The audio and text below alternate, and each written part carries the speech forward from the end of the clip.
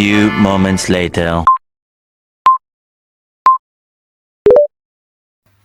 Assalamualaikum warahmatullahi wabarakatuh. Hello everyone, let me introduce myself. My name is Anissa Ramadhani, you can call me Nisa.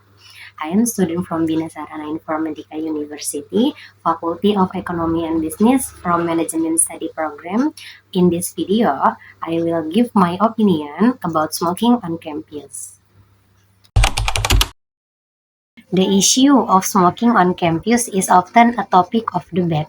This topic is very interesting to discuss because we all undoubtedly have different perspectives on this matter. First, we will discuss it from a public health perspective. A smoke-free campus is protection for all. By banning smoking on campus, we directly improve the quality of the air we breathe every day. This creates a fresher and healthy air environment for everyone, both indoors and outdoors. After all, campuses are places of learning and teaching. This policy demonstrates the institution's commitment to protecting this fundamental right. The second, character-based education. A smoke-free environment will help create a more focused and productive learning environment without the distraction of smoke, the disturbing odor of cigarette. A smoking ban on campus will also make the campus cleaner and more environmentally friendly, free of scattered cigarette butts. This policy serves as an important educational tool for the entire campus community. Health is an investment for a better future. The negative impact on smokers. For students who actively smoke, it can reduce concentration and comprehension, negatively impacting academic performance. This habit also triggers physical and mental health problems, such as depression and math anxiety. For students and campus staff exposed to secondhand smoke, it can also increase the risk of lung disease, stroke, and heart disease. Some argue that smoking is personal choice, that every individual has the right to make decisions about their own body and behavior. And others argue that this right should be commensurate with the right of others to breathe clean, healthy air. Several solutions, one of which has been implemented on several campuses, include providing designated smoking areas. Thus, campus can provide these areas with adequate facilities such as seating, ashtrays, and trash cans. These areas must also have a good ventilation system to ensure cigarette smoke does not spread to other areas. Another solution is a approach that aims to develop individual students and achieve their potential rather than implementing strict controls. When rules or prohibitions are strictly enforced without adequate explanation, this can trigger student resistance, such as clandestine smoking, protests, and strained relationship with campus staff. Rather than simply banning them, universities can take educational measures to help students understand campus policies. This can include engaging in dialogue and discussing with students, encouraging them to participate in policy formulation to foster a sense of ownership and understanding of existing issues. Alternatively, persuasive approaches such as seminar or social media campaigns can raise awareness about the importance of positive behavior. Okay, to all my respective friends, this concludes my presentation on the issue of smoking on campus. This issue is not simply a difference of opinion, but a complex one that conquers the health, comfort, and rights of every individual in the academic environment. Therefore, its resolution cannot be unilateral. It requires open discussing from the entire campus community. including students, faculty, and staff. We need to sit together, listen to each other, and find the best and fairest solution for all parties. Our shared goal is clear: to create a healthy, harmonious, and smoke-free campus environment.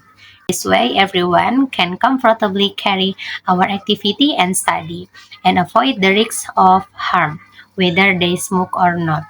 Okay, in closing, let us build a more caring, tolerant, and responsible campus culture. Thank you for attention. I conclude. Wassalamualaikum warahmatullahi wabarakatuh. Okay, now let's move to next topic, the second one. I will talk about simple present tense. So, let's get started. Here we go.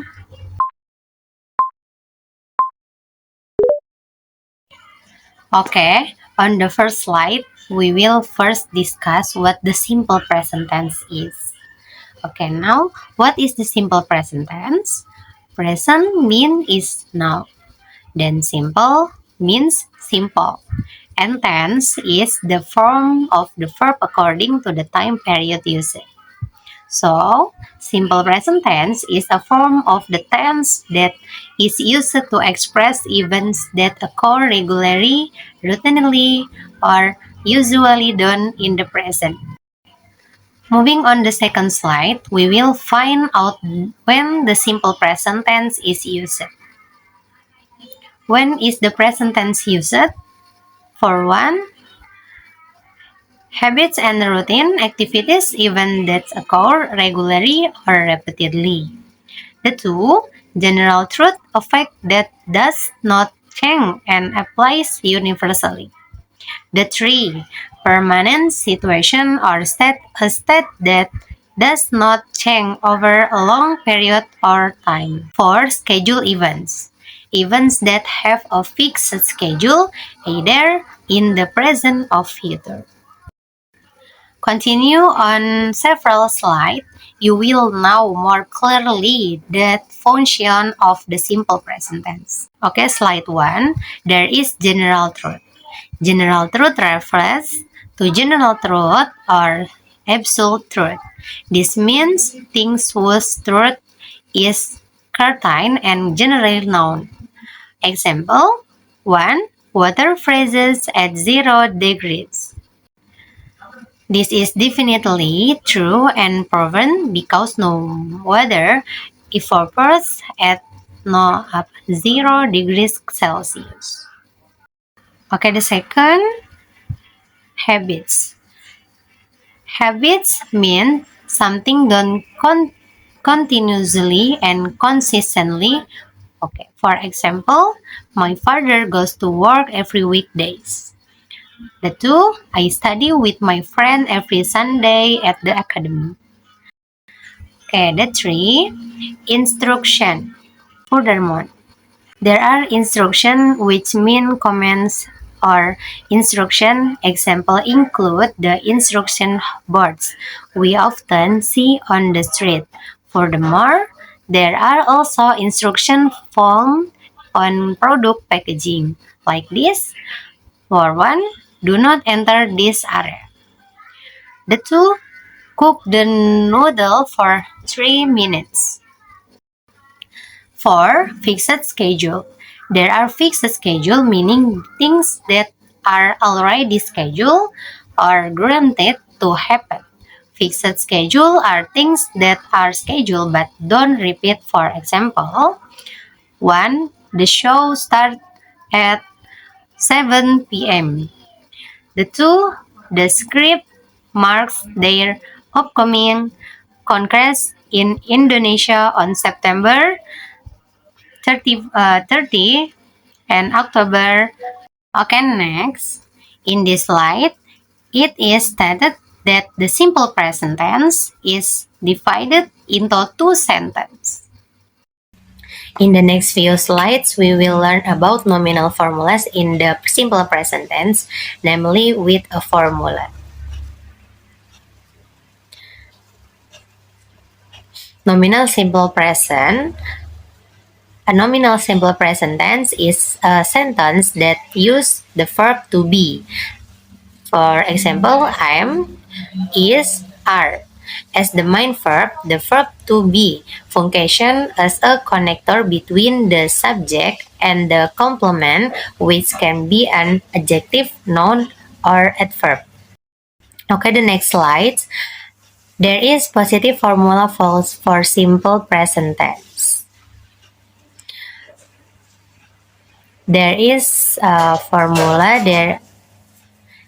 formula subject plus to be plus complement. For the example of positive simple present tense nominal sentence, there is I am a teacher, she is happy today, he is a student, they are in the library, we are ready for the test. Okay, namely with a formula negative sentence. There is subject plus to be plus not plus complement.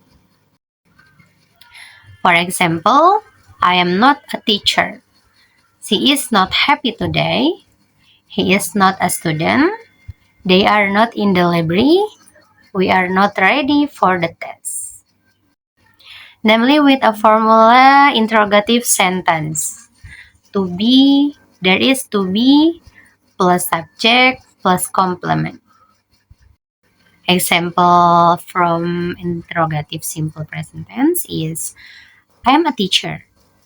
Is she happy today? Is he a student? Are they in the library? Are we ready for the test? Okay, now verbal simple present tense. Verbal sentence in the simple present tense use the main verb 1, to indicate the action or activity carried out by the subject. Unlike nominal sentence that use the verb to be, verbal sentence focus on action verb that describe daily activity or habits. In the next few slides, we will learn some verbal verbal formulas in the simple present tense. Namely with a formula positive sentence. There is subject plus verb 1 plus complement. Okay, example from the positive verbal sentence. I read books every day. She goes to school by bus. They play football and weekends.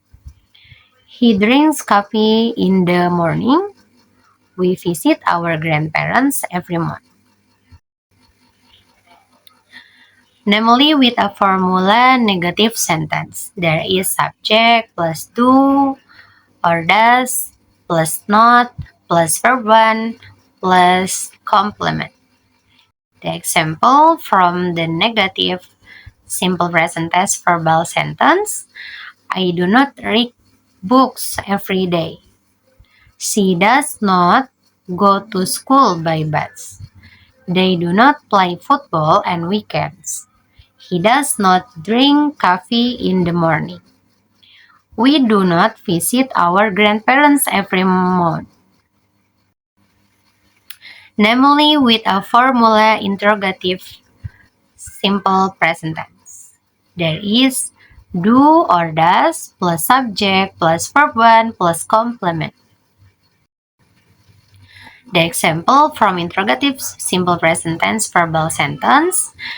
Do I read books every day? Does she go to school by bus? Do they play football on weekends?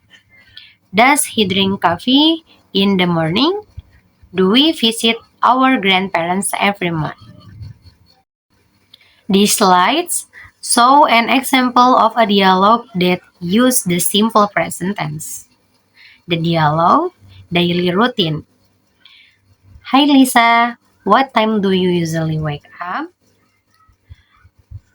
I wake up at 6 o'clock every morning. Wow, that's early. Do you eat breakfast at home? Yes, I do. I always have bread and milk. Nice. I sometimes skip breakfast. On this last slide, you will find out what the purpose of the simple present tense. For one, general truth or fact. Statement that are always true and cannot be refuted. The one, general truth of facts. Statement that are always true and cannot be refuted. The two, habits. Describe activities or routines are done repeatedly. 3. Fixed schedule.